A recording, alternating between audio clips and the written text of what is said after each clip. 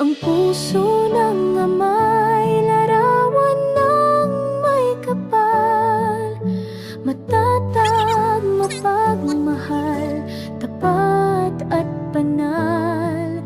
Sa unos at bawat taon, sa bisig niya'y may hampon. Ang puso ng ama'y biyaya ng may kapal.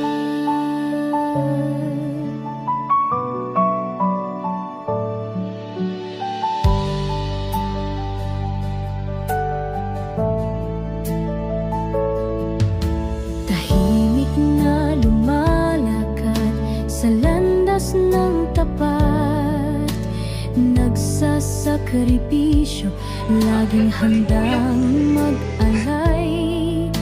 Pinapalakas kami sa oras ng hina at sa tagumpay.